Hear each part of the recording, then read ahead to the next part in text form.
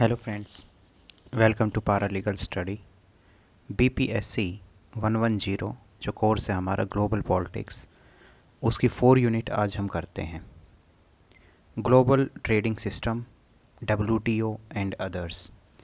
तो इसमें हम पूरा बैकग्राउंड जानेंगे कि डब्ल्यूटीओ जो है उसका जन्म कैसे होता है।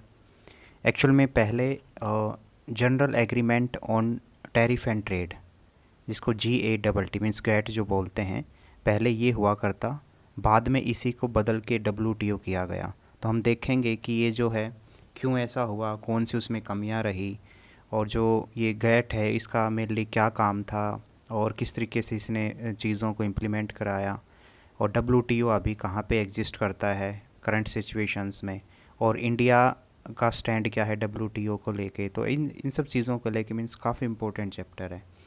इकोनॉमी पॉइंट ऑफ व्यू से भी बहुत इंपॉर्टेंट है। स्पेशली आप यूपीएससी एग्ज़ाम या कोई स्टेट सिविल सर्विस एग्ज़ाम में अगर बैठने का प्लान है, या किसी भी अदर कम्पिटिटिव एग्ज़ाम में, तो उसके लिए भी ये बहुत इंपॉर्टेंट चैप्टर है आपका।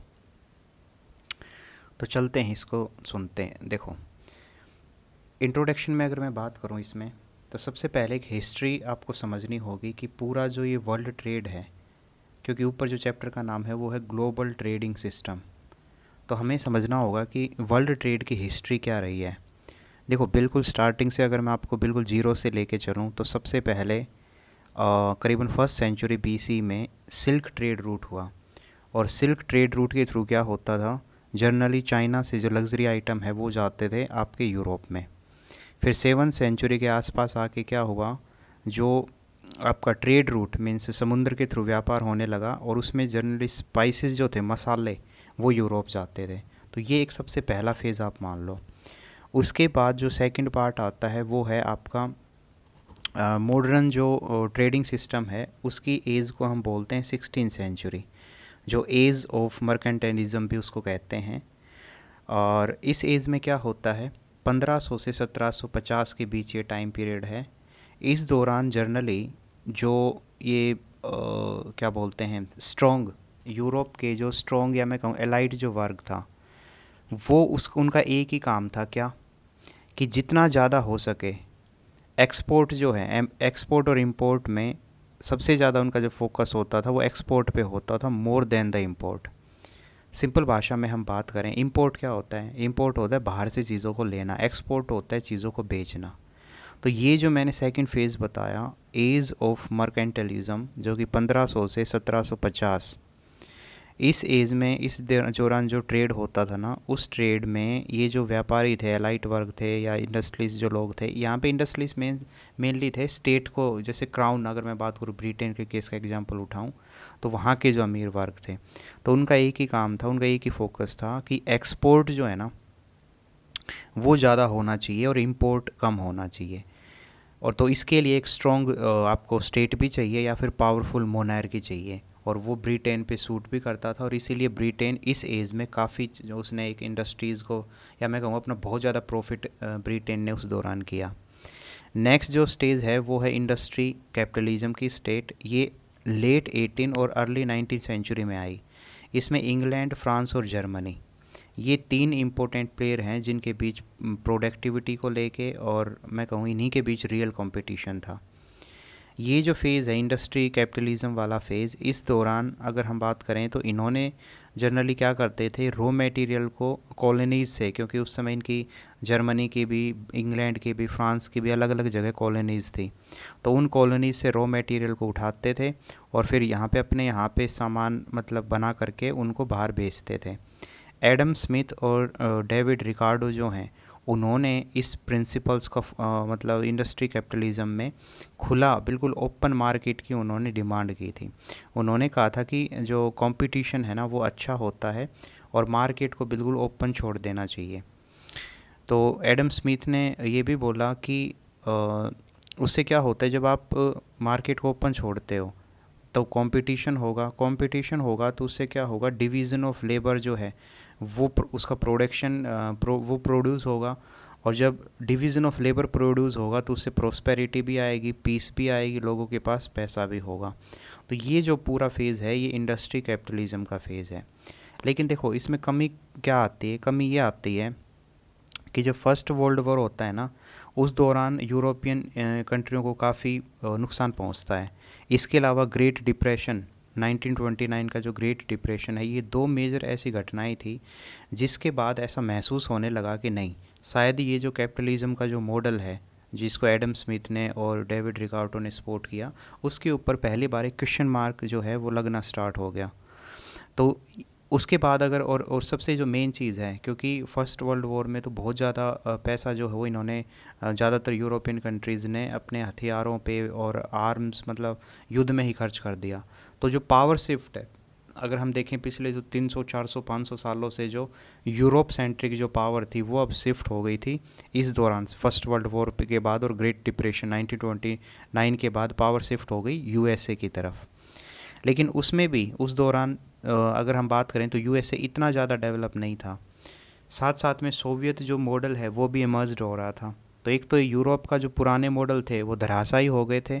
सोवियत यूनियन जो वो अपने आप में एक अलग ही मॉडल लेके चल रहा था, क्योंकि जहाँ कैपिटलिस्ट आइडियोलॉजी वाले ये कहते थे कि पूरा कंट्रोल जो है वो मार्केट के हाथों में होना चाहिए, फ्री मार्केट की वो जो बात करते थे, एडम स्मिथ ने वो फ्री मार्केट की बात की। लेकिन उसके ठीक विपरीत सोवियत यूनियन डेवलप अपने आप को कर रहा था सरकार के कंट्रोल के थ्रू, क्योंकि सोशलिज्म का मतलब ये सारी चीज़ें कंट्रोल करेगी सरकार। तो ये साफ साफ दिखने लगा कि यार नहीं, कुछ तो कमी है। तो फिर बाद में सेकेंड वर्ल्ड वॉर भी उसी बीच हो जाता है। तो सेकेंड वर्ल्ड वॉर से तो और रही गई कसर जो है वो यूरोपियन जो कंट्री है उनकी और ज़्यादा उनको प्रॉब्लम होती है और इकोनॉमिकली पूरी तरीके से वो टूट जाते हैं। लेकिन यहाँ पे इस बीच तक अमेरिका ने अपने आप को थोड़ा स्टैंड कर लिया था, और अमेरिका जो है वो एक पावरफुल एक इम्पोर्टेंट स्टेट के रूप में इमर्ज होके आता है। और अमेरिका जो है वापस से खुद, क्योंकि वो कैपिटलिस्ट आइडियोलॉजी को सपोर्ट करता था, तो इन सभी यूरोपियन लोगों की वो मदद करता है मार्शल प्लान के तहत, जिसके तहत उनको पैसा प्रोवाइड करना, उनके जो बिजनेसेस हैं उनको सेटअप कराना। और ये अमेरिका ये जानबूझ के इसलिए करता है ताकि उन दोनों के बीच, अमेरिका और यूरोप के बीच ट्रेड हो सके, और सोवियत यूनियन की जो आइडियोलॉजी है, सोशलिस्ट आइडियोलॉजी, आप उसको हरा सको। उसके लिए जो यूएस जो है वो पूरी जोर लगा देता है मार्शल प्लान के तहत, और उसमें काफ़ी हद तक वो सफल भी होता है, क्योंकि जो यूरोपियन जो कंट्रीज़ हैं वो, उसमें फिर जापान है, साउथ कोरिया, ये सब कंट्रीज़ भी यूएसए की मदद से काफ़ी डेवलप होती चली जाती हैं। उसमें अगर एक मैं बात करूं, जब ये घटना हो रही थी कि जैसे सेकेंड वर्ल्ड वॉर से पहले जो मैंने कहा कि क्राइसिस जो दिख रहे थे यूरोप में, इसके अलावा ग्रेट जो इकोनॉमिक डिप्रेशन हुआ, तो उसी दौरान जो किन्स की थ्योरी आती है, किन्स जो हैं वो बहुत फेमस एक इकोनॉमिस्ट रहे हैं। तो उन्होंने उन्होंने बोला कि ये जो यूरोपियन जो पूरा जो धराशायी हुआ, उसका सबसे बड़ा कारण यही है उनके जो डिप्रेशन के पीछे, वो है बेगर थाई नेबर। ये एक पॉलिसी होती है, बेगर थाई नेबर वो पॉलिसी होती है जिसमें जो स्टेट होता है, कोई भी इंडिविजुअल स्टेट, वो अपने आप को प्रोटेक्ट करने के लिए क्या कर देता है, पूरा ट्रेड मतलब टैरिफ बढ़ा देगा। इसके अलावा ऐसी पॉलिसीज़ अपनाएगा जिससे सिर्फ उनकी जो डोमेस्टिक जो इकोनॉमी है वही उसका फ़ायदा पहुँचे। लेकिन उसका नुकसान क्या होता है इस पॉलिसी का? तो बेगर दाई जो नेबर पॉलिसी है ना, उसका सबसे बड़ा इम्पैक्ट होता है कि दूसरे लोग इससे अफेक्ट होते हैं, और उससे पूरा जो एक सर्कल है इकोनॉमी का वर्ल्ड लेवल पे अगर मैं बात करूँ तो वो बिगड़ता है। तो थोड़े समय के लिए तो ठीक है। आरबीआई की अगर मैं संदर्भ में बात करूं तो आरबीआई जो है हमारे रिजर्व बैंक ऑफ इंडिया, वो इस पॉलिसी को तो बिल्कुल सपोर्ट नहीं करता। उनका यही कहना है कि थोड़े समय के लिए तो फ़ायदा पहुंचा सकता है, लेकिन ओवरऑल इसका लॉन्ग टर्म में इम्पैक्ट बहुत गंदा ही होता है। और वही किन्स ने समझा इस चीज़ को। फिर किन्स ने ये भी बोला कि इन्होंने क्या किया, इन्होंने जो अपने आप को बहुत ही सीमित रखा, और जो ज़्यादातर जो पैसा है वो उन्होंने उसकी जो सबसे बड़ी जो किन्स ने बोला कि इन्होंने ना सप्लाई सप्लाई पे ध्यान दिया। मीन्स वो प्रोडक्शन करते चले गए, डिमांड की तरफ तो इनका 1% भी ध्यान नहीं था। और मार्केट में डिमांड जब तक नहीं होगी, भाई एक बात बताओ, अभी आप जब कोई नवरात्रि फेस्टिवल आता है या कोई भी त्यौहार आता है तो फ्रूट्स जो हैं वो उनकी डिमांड क्यों बढ़ जाती है? फ्रूट्स की डिमांड क्योंकि उस दौरान रहती है ऑफकोर्स, तो जब फ्रूट्स की डिमांड रहेगी तो प्राइस भी तो बढ़ेगा ना। तो सिंपल मैं कहना ये चाह रहा हूँ आपके कि जब डिमांड पहले होगा ना तो सप्लाई उसके बाद। अभी मान लो सोमवार को अगर हम कहें जैसे कि शनिदेव के मंदिर में ज़्यादातर लोग दूध चढ़ाते हैं, ठीक है, या फिर कोई मस्जिद है उसके पास जैसे चद्दर जो है वो चढ़ाई जाती है। तो आप मुझे ये बताओ, मंदिर के आगे चद्दर की दुकान मिलेगी या मस्जिद के आगे दूध की दुकान मिलेगी? आप कहोगे कि नहीं, आप उल्टा बोल रहे हो। तो बिल्कुल सही बात है कि जो डिमांड है, डिमांड चद्दर की डिमांड मस्जिद के आगे है ना, और दूध की डिमांड या फूलों की डिमांड मंदिर के आगे है। तो डिमांड एक इम्पोर्टेंट फैक्टर होता है, उसी से सप्लाई जो है वो आगे बढ़ेगी। इसी चीज़ को इन्होंने बोला कि भाई यूरोपियन इन चीज़ों को पकड़ नहीं पाए। तो ये सारी पूरी जो चीज़ें मैंने आपको सेकेंड वर्ल्ड वॉर तक बताई। फिर सेकेंड वर्ल्ड वॉर के बाद पूरी दुनिया को लगा यार दो बड़े चैलेंज हैं, पूरी दुनिया में पीस को कैसे बनाया जाए। दूसरा जो बड़ा चैलेंज है वो ये कि जो फाइनेंशियल ऐसे इंस्टीट्यूशन सेटअप किए जाएं यार, कि जो क्राइसिस के दौरान चीज़ों को स्टेबलाइज कर सके और वापस से ग्रेट जो इकोनॉमिक डिप्रेशन जैसी जो प्रॉब्लम्स ना हो। तो ये जब इन्होंने यूएसए और उनके जो एलाई जो दोस्त हैं उन्होंने जब बैठ के सोचा, तो फिर उन्होंने ये जो किन्स हैं उन्हीं की राइटिंग, उन्हीं की जो पॉलिसीज़ को उनको प्रेफरेंस दी और एक ओवरऑल वो एक मॉडल लेके आए। इस तरीके से अगर मैं बात करूं तो फाइनली एक मीटिंग होती है 1944 में, जिसको हम ब्रिटेन वुड्स में बोलते हैं, कि जहाँ पे 44 जो नेशन है वो आके मीटिंग करते हैं। और ब्रिटेन वुड्स ये कहाँ पे, यूएसए में एक जगह थी न्यू हेम्सफायर वहाँ पे। तो इसीलिए उनको ब्रिटेन वुड्स इंस्टीट्यूशंस भी बोलते हैं। क्यों? क्योंकि 1944 में जब ये एक साथ आए 44 नेशन, तो इनको लगा कि नहीं यार हमें ऐसे कुछ ये जो इंस्टीट्यूशंस बनाने चाहिए। तो आईएमएफ बनता है वहाँ पे। इसके अलावा international bank for reconstruction and development, जिसको IBRD बोलते हैं, वही आगे चल के वर्ल्ड बैंक भी कहलाया। तो ये जो इंस्टीट्यूशंस है वो वहाँ पे सेटअप होते हैं। तो ये पूरा मैंने आपको फ्रेंड्स बिल्कुल पहले एंशियंट से लेके अगर मैं बात करूं, या बिल्कुल जो सिल्क रूट से लेके पूरा अभी मैं आ चुका हूं यहाँ पे सेकेंड वर्ल्ड वॉर के बाद की घटना तक, जिसमें ब्रिटेन वुड्स जो एक इंस्टीट्यूशंस कैसे उनका जन्म होता है। इसी में अगर मैं बात करूं कि द लिबरल इकोनॉमिक जो ऑर्डर है, the liberal economic international economic order, जिसको LIEO बोलते हैं, वो मतलब इन्हीं के तहत है ये, जिसमें जब IMF और ये वर्ल्ड बैंक ये सब बनाए गए तो उसी के तहत ही है the liberal international economic order. जो जो एक कोशिश है, एक अटैम्प्ट है क्या, कि डोमेस्टिक जो ऑटोनॉमी है, सिंपल से हम बात करें कि ये कहते हैं कि ये जो ब्रिटेन वुड्स के जो इंस्टीट्यूशन है ना, इनका काम क्या होगा, दो काम होंगे। एक तो पूरी इंडस्ट्री मीन्स इंटरनेशनल इकोनॉमी को मैनेज करना, और दूसरा ये कहते हैं कि स्टेट जो होता है ना, स्टेट की रिस्पॉन्सिबिलिटी है कि वो अपने यहाँ पे रूल और रेगुलेशन बना के बेहतर तरीके से इकोनॉमिक मेजरमेंट्स कराए, इकोनॉमिक पॉलिसीज़ को एस्टेब्लिश करे। उसी के लिए एक फेमस टर्म्स की जाती है कि Keynes at home and Smith abroad. तो बहुत इंपॉर्टेंट है ये। इसमें आपसे ये पूछ सकते हैं कि इस स्टेटमेंट का क्या मतलब है।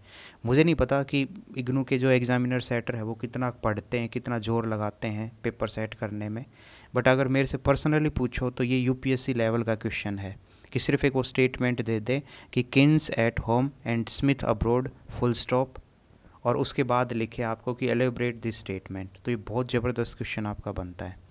और वो स्टेटमेंट का यही है कि भाई उन्होंने यही कहा कि जो केन्स है, क्योंकि केन्स की जो उन्होंने ये बोला था ना, उन्होंने कमियां उजागर की थी। तो केन्स एट होम की होम पे उन्होंने केन्स ने ये कहा था कि गवर्नमेंट का भाई रिस्पॉन्सिबिलिटी बनती है कि वो रिफॉर्म्स करे, वो इन चीज़ों का ध्यान रखे, ऐसे फ्री आप नहीं छोड़ सकते मार्केट को। तो केन्स एट होम कि अंदर जो नेशन की जो इंडस्ट्रीज अंदर घर की, जैसे अभी देश जो अपने अंदर फैसले ले तो वो केन्स के अकॉर्डिंग गवर्नमेंट उसमें इंटरफेयर करे। लेकिन स्मिथ जो थे उन्होंने कहा था खुली मार्केट ओपननेस, और कोई जो है बिल्कुल प्राइवेटाइजेशन सारी चीज़ें होने दो। वो जो है स्मिथ ने, तो वो स्मिथ का जो मॉडल है वो बाहर फॉलो करो। जब आप दुनिया के लेवल पे, जब अलग नेशंस के साथ जब आप डील करते हो, तो स्मिथ के मॉडल को फॉलो करो, घर पे आप करो केन्स को। इसीलिए Keynes at home and Smith abroad. तो ये जो पूरा है, ये पूरी मैंने आपको कहानी बताई है, और ये बहुत इम्पोर्टेंट है, बहुत ही ज़्यादा इम्पोर्टेंट। इसमें एक और चीज़ कि जिन भी स्टूडेंट्स को नोट चाहिए, और जो भी स्टूडेंट्स के पास ऑलरेडी नोट्स हैं, जिन्होंने पहले ही इस कोर्स के नोट्स ले चुके हैं, वो तो आपको ना, जो आप मेरे लेक्चर अभी सुन रहे हैं, तो उसके बाद हल्का सा नोट्स देखना, आपको मज़ा आएगा, आपको पूरा स्टोरी के रूप में चीज़ें लगेंगी, आपको एक एक बात वहाँ पे टच करेगी फिर कि हाँ बिल्कुल फ्लो चल रहा है। ठीक है। और जो स्टूडेंट्स के पास नोट्स नहीं है, जो लेना चाहते हैं, तो वो मुझे व्हाट्सएप पे मैसेज कर सकते हैं। तो अब चलते हैं फ्रेंड्स हम कि जो ये general agreement on tariff and trade, जिसको हम गेट बोलते हैं, ये क्या है, इस पूरा इसको महाभारत को हम समझते हैं। देखो, इसमें अगर सिंपल से मैं बात करूं कि जो general agreement on tariff and trade है ना, ये एक मल्टी लेटरल इंटरनेशनल ट्रीटी है। ये इसका एक ही काम था कि भाई प्रमोट और रेगुलेट इंटरनेशनल ट्रेड। इसको 1947 में, देखो ब्रिटेन वुड्स जो इंस्टीट्यूशंस है वो 1944 में बने, आईएमएफ और जैसे मैंने वर्ल्ड बैंक जैसी जो चीज़ें बताई। और ये जो है ठीक 2-3 साल बाद 1947 में अगर मैं कहूँ तो वहाँ पे ये जो journal agreement on tariff and trade पे एक एग्रीमेंट होता है, एक ट्रीटी साइन होती है। और ये जो है गेट ये 1994 तक चलता है। फिर ये जो गेट है यही कन्वर्ट हो जाता है या इसी का नया नाम हो जाता है डब्ल्यूटीओ। तो सबसे पहले हम बात करेंगे इसी की, जो ये गेट है इसके बारे में पूरा समझेंगे। तो इसमें मैंने आपको एक तो बताया स्टार्टिंग में कि 1947 में बनता है। स्टार्टिंग में इसमें कितने मेंबर थे, तो 23 पार्टी थी, मतलब 23 जो मेंबर्स थे इसके जिन्होंने साइन किया था। लेकिन बाद में जब जाके ये डब्ल्यूटीओ जब बनता है 1944 में, तो उस समय तक इसके गेट के जो मेंबर्स की संख्या थी वो करीबन 128 हो जाती। इसका मतलब आप समझ सकते हो कि अपने लेवल पे इसने काफ़ी अच्छा काम किया है, तभी तो जो मेंबर्स इससे जुड़ते चले गए। ये एक बेसिक जानकारी हुई। अब करते हैं कि भाई फंक्शन क्या था, इसका काम क्या था। पहला जो इसका काम था भाई वो टैरिफ रिडक्शन। अभी क्या होता है जैसे कि एक देश दूसरे देश में जो सामान भेजता है ना, तो अगली कंट्री टैरिफ लगाती है, और वो कई बार बहुत हाई भी लगाती है। ठीक है, तो टैरिफ जो रिडक्शन है उसको कम करना, ये इसका पहला फंक्शन था। दूसरा नॉन डिस्क्रिमिनेशन। इसका मतलब क्या कि मान लो इसके तहत ये है, इस पॉलिसीज़ के तहत, इस रूल के तहत कि मान लो मैं मतलब इंडिया इंडिया जापान को कुछ फेवर कर रही है किसी प्रोडक्ट को लेके। तो ये जो है गेट में पॉलिसीज़ का प्रोविज़न ये था कि अगर आप जापान को फॉलो कर रहे हो, उसको थोड़ा सा आप फेवर कर रहे हो, तो आप अदर नेशंस को भी फेवर करोगे। आप मतलब ऐसे नहीं कर सकते कि आपके जो मित्र देश हैं जैसे जापान, मान लो हमारा दोस्त है रशिया है, यूएसए की, उनको तो फेवर कर रहे हो, और दूसरी तरफ जो अदर नेशन है उनके साथ आप भेदभाव कर रहे हो। तो ऐसा नहीं होना चाहिए। ये एक सेकंड था कि नॉन डिस्क्रिमिनेशन। थर्ड है नेशनल ट्रीटमेंट। इसके तहत क्या है कि भाई सिंपल है, जो आपके खुद के प्रोडक्ट होते हैं ना, जो आपके देश के डोमेस्टिक प्रोडक्ट, उसको आप इक्वली वैसा ही ट्रीट करना फॉरेन प्रोडक्ट्स को भी। फिर से बोल रहा हूँ, अपने जो प्रोडक्ट्स हैं और फॉरेन के बाहर के जो प्रोडक्ट्स आते हैं तो उनको आपको इक्वली ट्रीट करना है। तो ये होगा नेशनल ट्रीटमेंट्स। इसके अलावा जो है ट्रेड राउंड से नेगोशिएशन, कि भाई आप बीच बीच में नेगोशिएशंस करोगे, मतलब जो है टेबल्स करोगे, जिसके तहत आप बैठ के वहाँ पे tariff reduction, trade rules, agreement, इन सब की चर्चा करोगे। नेक्स्ट प्रोविजंस था उसमें ट्रेड डिस्प्यूट सेटलमेंट, कि किसी दो देशों के बीच कोई ऐसे ट्रेड डिस्प्यूट होता है तो उसको सेटल करोगे। नेक्स्ट है ट्रेड रूल्स एंड प्रिंसिपल्स को एस्टेब्लिश करोगे। इकोनॉमिकल डेवलपमेंट पे आप पूरा फोकस्ड करोगे, जिसमें इन्वायरमेंट हुआ, फोस्टर डेवलपमेंट, और इसके अलावा मोर स्टेबल जो पॉलिसीज़ हैं वो लेके आओगे। नेगोशिएशन प्लेटफॉर्म, कि आपको एक ऐसा ही मंच देगा गेट जिससे आप बैठ के नेगोशिएशन, भाई मान लो थोड़ा सा तुम झुको, थोड़ा सा मैं बात करता हूँ, थोड़ा सा तुम मेरी बातें सुनो, आपकी बातें मैं सुनूंगा, ये सब नेगोशिएशन का पार्ट होता है। तो ये जो सारे जो पॉइंट्स मैंने बताए ये हैं उसके फंक्शंस, कि ये जो है ये क्या क्या काम करता था। Tariff reduction, non discrimination, national treatment, trade rounds and negotiation, trade dispute settlement, making trade rules and principles, economical development and negotiation platform. और इसके अलावा मैं कहूँ तो स्टेबलाइज ग्लोबल इकोनॉमी। इसका ये भी काम था कि पूरी दुनिया में जो इकोनॉमी है वो स्टेबलाइज रहे, ताकि ग्रेट इकोनॉमिक डिप्रेशन जो 1929 में आया था वैसी कोई घटना ना हो। और इसका एक ये भी फंक्शन था कि समय के साथ अगर इसमें कोई अपने इंस्टीट्यूशन में खुद में ही हमें चेंज करने हैं तो वो हम जो ट्रांजिशंस है वो जो खुद में ही चेंजेस है वो भी करने में हम पीछे ना हटें। तो ऐसे ये 9-10 उसके फंक्शन थे। अब चलते हैं कि क्या इन फंक्शन से और उसने जो गेट के चलते क्या बेनिफिट हुआ दुनिया को। हाँ जी बिल्कुल हुआ। उसके वेरियस रीजन है। पहला, ट्रेड जो है एक्सपेंशन, ट्रेड का एक्सपेंशन देखने को मिला उस दौरान। इकोनॉमिकल ग्रोथ भी हुई, काफ़ी जो नेशंस है उनकी अच्छी खासी ग्रोथ देखने को मिली। कंज्यूमर को बहुत फ़ायदा हुआ, क्योंकि ये जो मॉडल है ये फॉलो ही करता है कंपटीशन को, कैपिटलिस्ट मॉडल को। तो कंज्यूमर को इससे बहुत फ़ायदा हुआ। बिजनेस अपॉर्चुनिटीज भी बनी इसके तहत, नए नए जो बिजनेसेस हैं इंडस्ट्रियलिस्ट वो सब आई। इसके अलावा पहले जो कंट्रियाँ क्या करती थी, सिर्फ खुद के प्रोडक्ट्स को बचाने के लिए पॉलिसी अपनाते थे, जिसको हम प्रोटेक्शनिज्म पॉलिसीज़ बोलते हैं।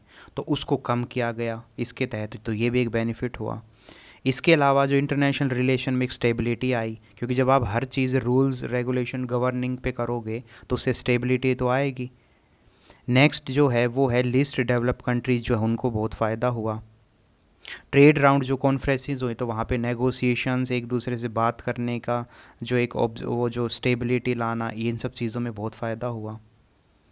इसके अलावा जो एक फ़ायदा हुआ कि जो बैगर थाई नेबर पॉलिसी थी, जो मैंने बताया कि हमारे आरबीआई जो है रिजर्व बैंक ऑफ इंडिया भी जिसका विरोध करता है, तो वो कुछ कुछ देश पहले अपना लेते थे, लेकिन ये गेट ने ये चीज़ें नहीं होने दी, मतलब प्रिवेंशन रखा, उस बैगर थाई नेबर पॉलिसीज़ को प्रिवेंट करके रखा। इसके अलावा एक फ़ायदा ये भी हुआ कि प्रिडिक्टेबिलिटी जो है वो एस्टाब्लिश हुई। इसके तहत क्या है कि एक न्यू सेट ऑफ रूल्स और प्रिंसिपल्स है वो हर एक मेंबर को फॉलो करने पड़े, तो उससे लॉन्ग टर्म में ट्रेड रिलेशनशिप जो है उसमें एक हमें स्टेबिलिटी देखने को मिलती है। तो these are the various point जो शो करते हैं कि किस तरीके से ये general agreement of trade and tariff ने बेनिफिट पहुंचाया। अब आगे चलते हैं कि कुछ कॉन्फ्रेंसेस, अगर फेमस कॉन्फ्रेंसेस आपसे पूछ ले कि क्या कोई फेमस ऐसे कॉन्फ्रेंसेस बताओ इससे रिलेटेड, तो गेट से रिलेटेड जो फेमस कॉन्फ्रेंसेस है फ्रेंड्स, वो सबसे पहले अगर मैं कहूँ जेनेवा कॉन्फ्रेंस है जो 1947 में हुई थी। इसमें मेनली फोकस यही किया गया था कि ट्रेड बैरियर जो है ना, अब जो आपके ऊपर जो टैक्स इम्पोज होता है जब आप सामान दूसरे देश में भेजते हो उसको कम किया जाए।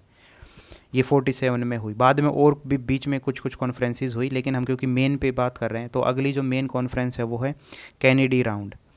तो कैनेडी जो राउंड है ये क्यों, क्योंकि यूएस के प्रेसिडेंट जॉन एफ कैनेडी की अध्यक्षता में हुई थी, उन्हीं के नाम पे ये पड़ा है कैनेडी राउंड। ये 1964-1967 के बीच हुई। इसमें टैरिफ से रिलेटेड भी और कुछ नॉन टैरिफ जो बैरियर्स जो होते हैं, कई बार क्या होता था, जैसे चाइना भी आजकल बहुत करता है, उससे एग्जांपल से समझा रहा हूँ। चाइना जैसे ना डंपिंग बहुत कर देता है, जैसे किसी भी कंट्री में सामान उसको उतारना है ना तो इतना सामान फेंक देगा, मतलब बिल्कुल डंपिंग की तरह, गार्बेज की तरह। ठीक है, क्योंकि सस्ता प्रोडक्ट्स बेचता है चाइना, सस्ते उस पे चीज़ों पे आपको फ़ोन या हर चीज़ अवेलेबल कराता है। तो वो जो डंपिंग होती है, अभी जैसे खिलौने ले लो, हमारे यहाँ पे भारत सरकार ने बोला भी कि चाइना से हम खिलौने नहीं लेंगे। क्यों भारत सरकार लोकल के ऊपर फोकस कर रही है कि हम लोकल चीज़ों का यूज़ करें, क्योंकि चाइना हर जगह डंपिंग करने लगा था। दिवाली के टाइम पे पूरा लाइटों की ये जो जो आप आर्टिफिशियल लाइटें होती थी वो सारा चाइना से ही आता था, वो माल पटाखे वो सब चाइना से आते थे। तो डंपिंग मैं बोलना ये चाह रहा हूँ कि कैनेडी जो राउंड है उसमें इसी इश्यूज़ को टैकल करने की बात की गई।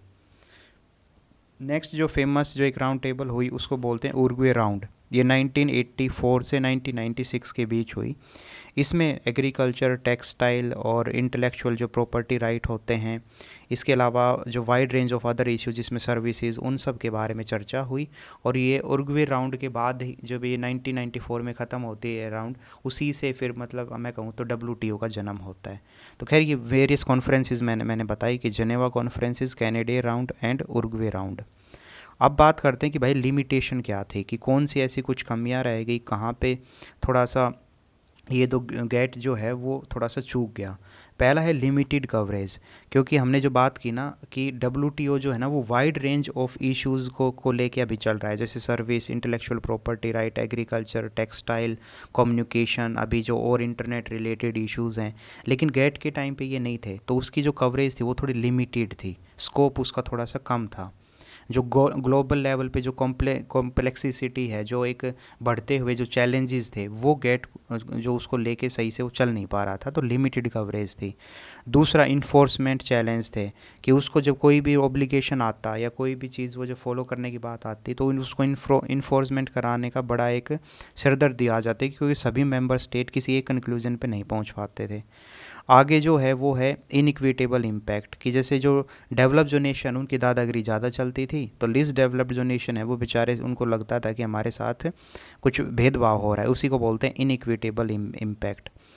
सेलेक्टिव इम्प्लीकेशंस का मतलब है क्या, कि नेगोशिएशन जब करा रहे हो, कोई आप कुछ ऐसी ट्रीटमेंट करा रहे हो, कोई पॉलिसीज़ बना रहे हो, तो कई बार क्या होता था अनइक्वल ट्रीटमेंट वहाँ पे मिलती थी। क्योंकि मान लो आप किसी से पूछ रहे हो नेगोशिएशन में, तो जो ताकतवर है, जो डेवलप है, उसको थोड़ा ज़्यादा पहले सेलेक्ट कर लिया, उसको फ़ायदा पहुंचा दिया। तो इस तरीके से वो जो इनइक्विटेबल जो इम्पैक्ट है वैसे उसी के बेस्ड पे है वो सिलेक्टिव इम्प्लीमेंटेशन। डिस्प्यूट सेटलमेंट में डिले होते चले गई, क्योंकि जब कोई इशू आता तो बहुत लंबे समय तक वो डिले रहता, उसको सोल्व ही नहीं कर पाते। ये एक उसका थोड़ा लूप होल रहा।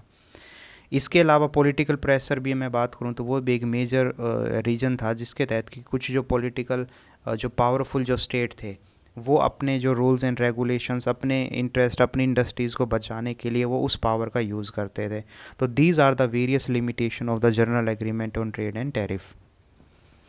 इसके अलावा उसी में एक आध और उसमें जो लिमिटेशंस में मैं कहूँ तो जैसे नेगोशिएशंस जो हैं वो फुलफ़िल नहीं हो पाती थी, वो अपने आप को अपडेट नहीं कर पा रहे थे जो गेट वाले हैं, मतलब जिनका स्ट्रक्चर जो ओल्ड स्टाइल में ही वो अपना काम कर रहे थे। लिमिटेड पार्टिसिपेशन, क्योंकि हर एक कंट्री का इक्वल जब रिप्रेजेंटेशन नहीं था, तो वो फिर आप समझ सकते हो जो पार्टिसिपेशन आप इक्वल नहीं रखोगे तो क्या होगा, है ना। तो ये सारे आपको फ्रेंड्स अच्छे से समझ आ गया होगा कि मेनली उसमें क्या लूप होल्स थे।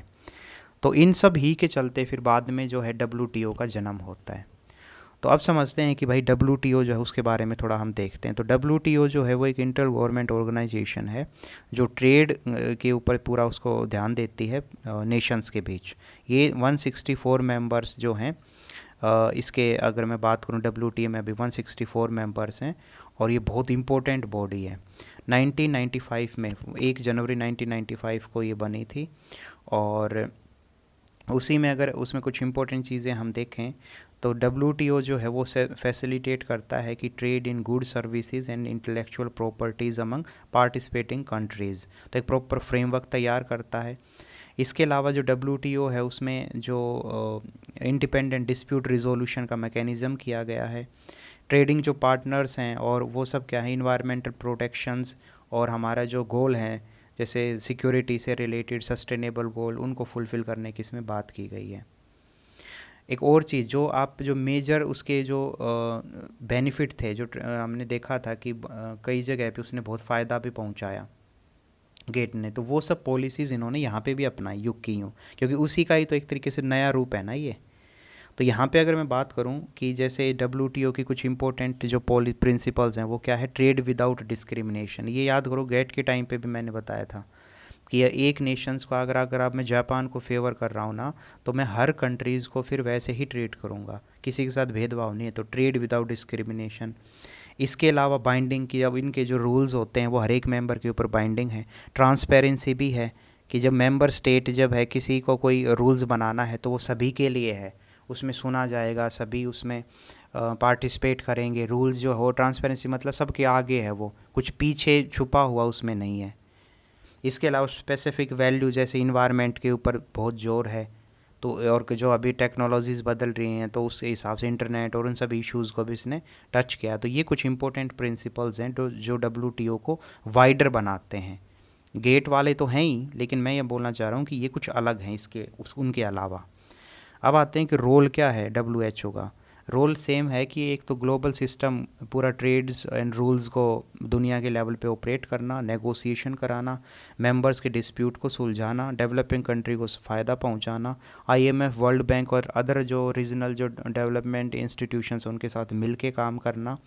और इसके अलावा जो टेक्निकल असिस्टेंस है, ट्रेनिंग्स, वो सब भी प्रोवाइड करना डेवलपिंग नेशंस को। अब क्योंकि ऐसा तो हो नहीं सकता कि कोई इंस्टीट्यूशंस है तो उसमें कुछ कमियां ना हो, तो इसमें भी तो कुछ कमियां होंगी ना। तो हाँ जी बिल्कुल है। कंसर्न जो है अब कि डब्ल्यू से रिलेटेड जो कुछ कंसर्न है वो क्या। पहला कंसर्न तो ये है कि इसको भी, इसके ऊपर भी इल्ज़ाम लगते हैं कि डब्ल्यू जो है उसमें दादागिरी चलती है अमीर नेशंस की, जैसे यूएसए है, जापान, फ्रांस, ब्रिटेन। तो ये अपने हिसाब से कई बार पॉलिसीज़ को, खासकर जब राउंड टेबल, ये जो राउंड कॉन्फ्रेंसेस होती हैं, नेगोशिएशंस की जब बात आती है, तो ये अपना व्यू जो है वो ज़्यादा रखते हैं और जो डेवलपिंग नेशंस की पॉलिसीज़ को क्रिटिसाइज़ करते हैं। अभी चाइना और यूएसए के बीच ट्रेड वॉर चल रहा है काफ़ी टाइम से। ट्रंप जब जीत के आए थे उस दौरान उन्होंने कहा था कि मैं ये जो डब्ल्यू है इसको बंद कर दूंगा, हम डब्ल्यू से निकल जाएंगे। इस तरीके की धमकी जो है वो अमेरिका देता था। क्यों? क्योंकि चाइना जो है वो, एक और इस यहाँ पे इंटरेस्टिंग चीज़ बताऊँ मैं, डब्ल्यू में एक प्रोविज़न है जिसके तहत आप किस मतलब जो जो जो नेशन डेवलपिंग नेशन होंगे ना उनको कुछ एक्स्ट्रा बेनिफिट मिलता है। तो चाइना अपने आप को वहाँ पे डेवलपिंग ही शो करता है, तो उसी को लेकर अमेरिका विरोध करता है और कई और भी कंट्री है कि भाई चाइना को तुम कैसे मान रहे हो, China second most powerful economy है। ठीक है, तो वो डेवलपिंग थोड़ी न रह जाएंगे हमेशा, तो डेवलपिंग के नाम पे आप उनको बेनिफिट देते जा रहे हो। तो ये यूएसए भी विरोध करता है, इवन इंडिया भी उसको लेके ऐसा ही सोचता है। तो ये एक है सबसे बड़ा प्रॉब्लम। फिर जो मैंने बोला, जो आपको ट्रांसपेरेंसी से रिलेटेड उसको जोड़ सकते हो, कि चाइना जो है WTO में खुद को डेवलपिंग स्टेटस के रूप में वो शो कर रहा है, उसी को लेके काफ़ी जो नेशंस है वो विरोध करते हैं। तो अब ट्रांसपेरेंसी यही है ना, कि कोई ऐसा मैकेनिज़्म नहीं है जिसके तहत जो रूल्स हैं वो इजीली, कि भाई आप कौन कंट्री डेवलप्ड है, कौन कंट्री डेवलपमेंट नहीं है, मीन्स कौन कंट्री डेवलपिंग में आएगी, कौन कंट्री डेवलप्ड है, इसको लेके प्रॉपर मैकेनिज्म वहाँ देखने को नहीं मिलता। यही है लैक ऑफ ट्रांसपेरेंसी। दूसरा एक सबसे बड़ा, कि जैसे दोहा डेवलप एग्रीमेंट हुआ था 2001 में।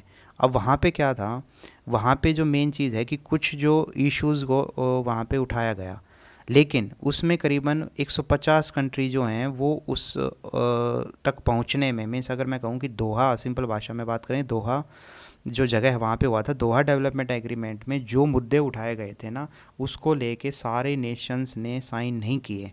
तो अब ये भी एक बड़ी प्रॉब्लम है।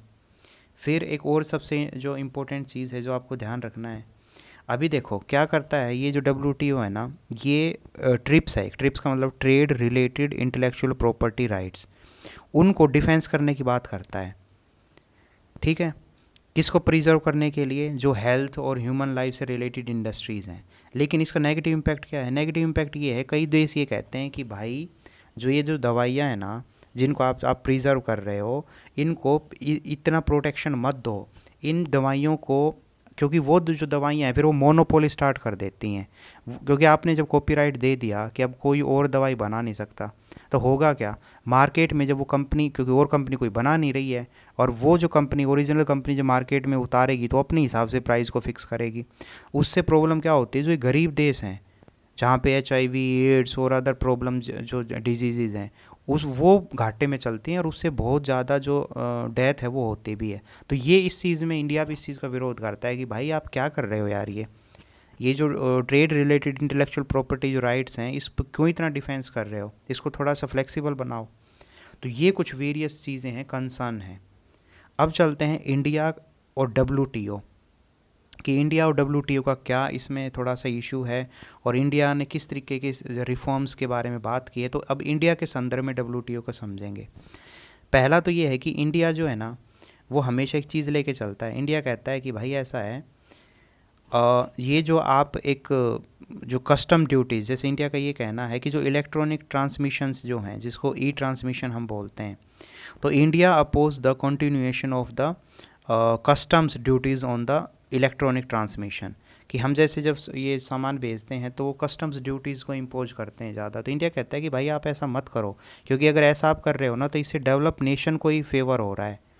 दूसरा, इंडिया का ये भी कहना है कि जो जोग्राफिकल इंडेक्स है ना, जिसको GI इंडेक्स हम बोलते हैं, कह रहे हैं कि भाई वो आप हमें दीजिए। जैसे बासमती जो राइस है इंडिया का है, दार्जिलिंग टी हमारी है, ठीक है, एल्फोंसो जो मैंगोज़ हैं। तो इंडिया का ये कहना है कि means India strongly favour the extension of the high level of the protection of the GI indicators.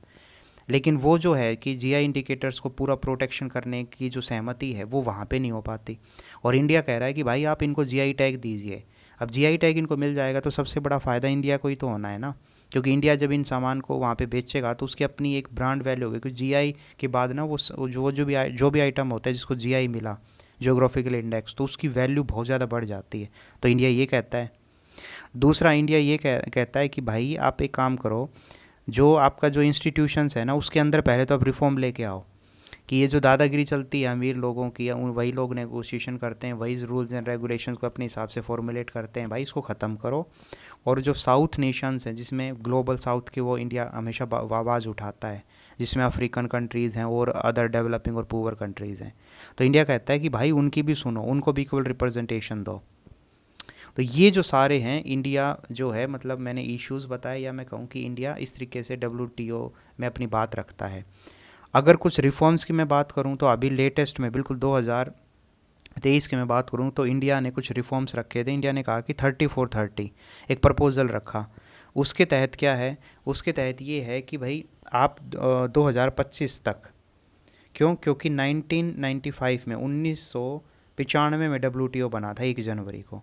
तो 30-4-30 का मतलब है कि अभी 2025 में WTO के बने बने हुए 30 साल हो जाएंगे। तो उनका यही कहना है इसका, इंडिया का, कि भाई 30 ईयर आपके हो रहे हैं, तो 30-4-30 मतलब कि हम आपको 30 प्रपोजल देते हैं।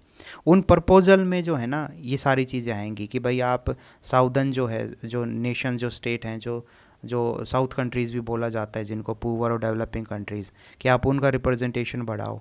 अपना जो डिस्प्यूट मैकेनिज्म है उसको इतना मजबूत करो कि भाई जब तक एक डिस्प्यूट सोल्व नहीं हो जाता हम दूसरा डिस्प्यूट लेंगे ही नहीं। और जो डिस्प्यूट सोल्व करो वो भी टाइम फ्रेम डालो कि इतने टाइम फ्रेम में डिस्प्यूट को सोल्व करेंगे ही करेंगे। मतलब इस तरीके के रिफॉर्म्स इंडिया ने सुझाए हैं जो कि बहुत इंपॉर्टेंट है। और वैसे भी आज के दिन आपको पता है कि इंडिया जो है वो दुनिया को लीड भी कर रहा है। तो इंडिया का इशू WTO के साथ क्या है, और इंडिया ने किस तरीके के रिफॉर्म के सजेशंस WTO को दी है, ये दोनों बहुत इम्पोर्टेंट हैं इसमें, WTO वाले इसमें मतलब टॉपिक में। और कंक्लूजन में अगर मैं इसमें लिखूं तो कि जिस हिसाब से दुनिया बदल रही है, अभी ट्रेड वॉर चल रहा है US चाइना के बीच, ब्रिटेन जो है वो एग्ज़िट हो गया देखो यूरोपियन यूनियन से। तो इसका मतलब बहुत सारे नए नए चैलेंजेस अभी देखने को मिल रहे हैं। तो इस समय ये सही टाइम है कि जो USA और जो ये दादागिरी जो चलाते हैं, इवन USA की तो दादागिरी इस हद तक है, आप सोचो, एक तो वो धमकी देता है कि मैं WTO से निकल जाऊंगा। दूसरा सबसे बड़ा, अभी वहाँ पे ना क्या होता है, जो अपॉइंटमेंट होती है, जैसे मेंबर्स है मेन, ठीक है, डिस्प्यूट रिजोल्यूशंस में जो जज होगा मान लो, तो उसके अपॉइंटमेंट क्या है, उसमें USA का बहुत बड़ा योगदान होता है। अब सोचो उसकी अपॉइंटमेंट ही करके नहीं दे रहा है USA, तो ये भी एक बड़ा कारण है। तो उसी में कंक्लूजन में आपको इस तरीके से लिखना है कि it is the right time when countries like USA giving threat to withdraw from WTO making its dysfunctional. India and other emerging economics like Brazil, South Africa and Russia ETC can provide a strong base of the strong WTO। कि हम जो देश हैं जैसे Brazil है, ठीक है, उसमें इंडिया है और कुछ अदर जो नेशंस है, वो मिल के इस तरीके से अपनी आवाज़ उठाएं और वहाँ पे बोलें कि ये जो WTO है इसमें रिफॉर्म्स करो।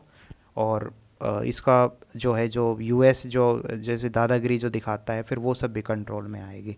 तो ये है फ्रेंड्स बहुत इम्पोर्टेंट चीज़ें, ठीक है। और वही है फ्रेंड्स, मैं फिर बोल रहा हूँ आपको कि जिनके पास नोट्स है ना उनको दिमाग लगाना ही मत, बिल्कुल मत दिमाग लगाओ। सब उसमें इजीली चीज़ें मेंशन हैं, आपको बस उसी फॉर्म में उसको लिखना है। अब जो नेक्स्ट, अगर मैं चलो फ्रेंड, नेक्स्ट टॉपिक है हमारा crisis of the liberal international economic order, LIEO. तो ये जो है कि हमने, याद करो स्टार्टिंग में जब गेट के बाद ही मैंने बताया कि ये जो लिबरल इंटरनेशनल इकोनॉमिक ऑर्डर जो एस्टेब्लिश किया गया था, तो उसको लेके है कि अभी क्राइसिस, अगर आज मैं प्रेजेंट में बात करूँ 21st सेंचुरी के, अभी हम 2023 में चल रहे हैं, तो कह रहा है कि कौन से क्राइसिस, जो नए नए क्राइसिस सामने आ रहे हैं लिबरल इंटरनेशनल इकोनॉमिक ऑर्डर के सामने। तो भाई सिंपल सा ये है कि 2008 में इकोनॉमिक रिसेशन आया, बहुत बहुत भयानक। जैसे वो ग्रेट इकोनॉमिक डिप्रेशन आया था ना 1929 में, उसी तरीके से 2008-9 में यहाँ पे इकोनॉमिकल क्राइसिस आए, पहला घटना। दूसरा, अभी आप देखो जो मैंने कहा, ब्रिटेन जो है वो यूरोपियन यूनियन से अलग हो गया। इसके अलावा अभी ट्रंप और यूरोपियन ज़्यादातर देशों में अभी जो लीडर चुन के आ रहे हैं, जो वो वोट बैंक मीन्स, जब इलेक्शन होते हैं ना, सारे एक ही नारा लगाते हैं, क्या, कि हम अपनी इंडस्ट्री को प्रोटेक्ट करेंगे, हम इमिग्रेशन को रोक देंगे, हम जो ट्रेड जो हैं, जो कोई बाहर से कोई सामान आएगा तो उसके ऊपर बहुत सारा टैरिफ लगाएंगे। अब सोच के देखो, ये जो जो जितनी बातें बोली हैं मैंने, ये तो फ्री मार्केट के अगेंस्ट हो गया ना। तो फ्री मार्केट का जो कॉन्सेप्ट था, जो कैपिटलिज्म का एक कॉन्सेप्ट था, और उसी बेस्ड पे ही तो ये टिका हुआ है ना लिबरल इंटरनेशनल इकोनॉमिकल ऑर्डर। तो अब वही चीज़ें जब धीरे धीरे खतरा बन रही हैं, तो आप सोच के देखो क्या होगा। तो यही है यहाँ क्राइसिस का मतलब, ये है कि अब समय है कि जो एशियन सेंचुरीज इसको बोला जाता है 21st सेंचुरी को। क्यों? क्योंकि इसमें जो है Brazil, Russia, India, China, south Africa, इनकी ब्रिक्स कंट्रीज़ भी उनको बोलते हैं। तो ये राइज़ ऑफ इंडिया का राइज़ हो रहा है, चाइना का राइज़ हो रहा है, इवन ब्रिक्स जैसे जो रीजनल ऑर्गेनाइजेशंस हैं उनका राइज़ हो रहा है। और ग्लोबल साउथ, ये इम्पोर्टेंट है कि जो साउथ अफ्रीकन कंट्रीज़ हैं उनकी आवाज़ भी अब सुनी जा रही है, और उनको लीड कौन कर रहा है? इंडिया लीड कर रहा है, ये ज़रूर आपको मेंशन करना है। तो इसका मतलब साफ है कि अभी जो पुराना जो ऑर्डर है ना, उसके बदले में साथ में एक पैरेलली कुछ अदर अल्टरनेटिव्स भी चल रहे हैं। इसका एक और एग्जांपल मैं आपको देता हूँ। जैसे देखो, जो डब्ल्यू बैंक, ये वर्ल्ड जो ट्रेड ऑर्गेनाइजेशन है, इसके अलावा वर्ल्ड बैंक है, उन सब की अगर मैं बात करूँ उनके कंपेयर में अभी देखो न्यू डेवलपमेंट बैंक, ठीक है, इसके अलावा एशियन इंफ्रास्ट्रक्चर इन्वेस्टमेंट बैंक, ये कुछ अलग इमर्जिंग इकोनॉमीज़ जो है ना, या अदर मैं कहूँ न्यू फाइनेंशियल इंस्टीट्यूशंस, वो इमर्ज हो रहे हैं अभी करंट टाइम में। तो आपको ये समझना होगा कि अभी अगर मैं बात करूं कि आईएमएफ, वर्ल्ड बैंक और ये जितनी भी रीजनल डेवलपमेंट जो ऑर्गेनाइजेशंस थी, जो कि पार्ट था लिबरल इंटरनेशनल इकोनॉमिकल ऑर्डर के ही पार्ट थे ये संस्थाएं, आईएमएफ, वर्ल्ड बैंक और आपका डब्ल्यूटीओ, तो ये जो है इनके पैरेलल में अगर मैं बात करूं कि अदर कुछ जो मैकेनिज्म है, अदर कुछ फाइनेंशियल इंस्टीट्यूशंस हैं, जैसे मैंने दो नाम दिए, न्यू डेवलपमेंट बैंक और एशियन इंफ्रास्ट्रक्चर इन्वेस्टमेंट बैंक, तो सोचो वो सब डेवलप कर रहे हैं, तो ये क्या है, ये तो साफ दिखा रहा है ना कि जो पुराने जो इंस्टीट्यूशंस हैं उनको चैलेंज मिल रहा है इन नए इंस्टीट्यूशन से, और ये बेहतर भी काम कर रहे हैं। नो डाउट साइज़ इनका अभी छोटा है, इनके पास अभी उतना पैसा नहीं है, लेकिन फिर भी काम तो कर रहे हैं ना, बेहतर काम कर रहे हैं, काफ़ी देशों लोगों को लोन भी लेते हैं। इवन खुद इंडिया की अगर मैं बात करूं तो एशियन इंफ्रास्ट्रक्चर इन्वेस्टमेंट जो बैंक है, उससे इंडिया ने लोन लिया हुआ अच्छा खासा। तो यहाँ पे आपको क्या समझना है, मैं बोलना क्या चाह रहा हूँ, मैं कहना चाह रहा हूँ कि जो पुराना जो ऑर्डर है, जिसको हम बोल रहे हैं कि वही जो लिबरल इंटरनेशनल इकोनॉमिकल ऑर्डर, उसके सामने एक नया जो चैलेंज उभर के आया है, इन नए फाइनेंशियल इंस्टीट्यूशंस ने वो चैलेंज जो है वो एस्टेब्लिश किया है। तो यहाँ पे अब आपके मन में एक क्वेश्चन जरूर अराइज होगा कि क्या इसका मतलब जो यूएस की हेजिमनी था, यूएस का जो एक जो पूरा चीज़ें थी, क्या उसके बगैर चीज़ें सरवाइव कर पाएंगी? तो उसके लिए सजेशन देखो, यही लास्ट में आपको लिखना है कि नो डाउट यूएसए तो बहुत इंपॉर्टेंट प्लेयर है यार, पावरफुल है, डेवलप्ड है और टॉप इकोनॉमी है, तो उसको तो आप ऐसे अलग थलग नहीं रख सकते। लेकिन यहाँ पे वो कहना चाह रहे हैं कि और यूएसए जो है कि इन संस्थाओं से निकल जाएगा, तो ऐसा भी नहीं है, क्योंकि यूएसए ने ही तो इनको सबको एस्टेब्लिश किया था। तो बट ये बात है कि हाँ, इतना ज़रूर है कि यूएसए ये कर सकता है कि इन इंस्टीट्यूशंस में भी रहे, लेकिन साथ में वो बाईलैटरली, जब जो दो देश जैसे इंडिया के भी साथ, अभी एक एग्जांपल इसका बताता हूँ, ब्रिटेन, ब्रिटेन जो है वो इंडिया के साथ फ्री ट्रेड एग्रीमेंट के लिए बात चल रही है, नेगोशिएशंस चल रहे हैं। तो वही है कि यूएसए भी हो सकता है कि अपने इसको मजबूत करने के लिए कम क्या करे, यूएसए जो है वो अपने लेवल पे बायलेटरल जो रिलेशनशिप है वो एस्टेब्लिश करे, और अपनी जो उनकी इकोनॉमी है, उसके जो नेशनल इंटरेस्ट है, उसको वो प्रोटेक्ट करे। तो इस रूप में है। और दूसरी तरफ आपको बस इतना लिखना है कि नो डाउट जिस हिसाब से जो नई फाइनेंशियल इंस्टीट्यूशंस आ रहे हैं, जिसमें New Development Bank, Asian Infrastructure Investment Bank, तो ये सब साइज़ में उतने बड़े नहीं हैं as compare to the IMF, World Bank और डब्ल्यूटीओ, लेकिन स्टिल ये बहुत अच्छा काम कर रहे हैं अपने अपने लेवल पे। और इसके तहत एक साफ़ चीज़ें हमें ये दिखती हैं कि जो ये संस्थाएं जो हैं, जो न्यू जो इसके तहत आती हैं, जो न्यू लिबरल मतलब sorry liberal international economic order के तहत जो संस्थाएं हैं, जैसे डब्ल्यूटीओ, आईएमएफ और वर्ल्ड ट्रेड ऑर्गेनाइजेशन, अगर इन्होंने रिफॉर्म नहीं किया अपने अंदर, जो जैसे इनमें जो कमियां हैं उसको अगर दूर नहीं किया, तो फिर वो दिन दूर नहीं है कि जब ये जो इंस्टीट्यूशंस हैं शायद ये भी या तो ख़त्म हो जाएं, या इनके बजाय फिर से कोई नए इंस्टीट्यूशंस जो हैं वो बनाने पड़े। जैसे गेट में कमी थी ना, तो फिर वो डब्ल्यूटीओ आया, तो इस तरीके का वो लास्ट में आपको ऐसे कंक्लूड करके लिख देना है। तो ये है फ्रेंड्स, आपका चैप्टर बहुत इम्पोर्टेंट है, बहुत अच्छा चैप्टर है, और आपका पूरा बेस ये बना देगा इकोनॉमिक्स का। ठीक है, थैंक यू सो मच।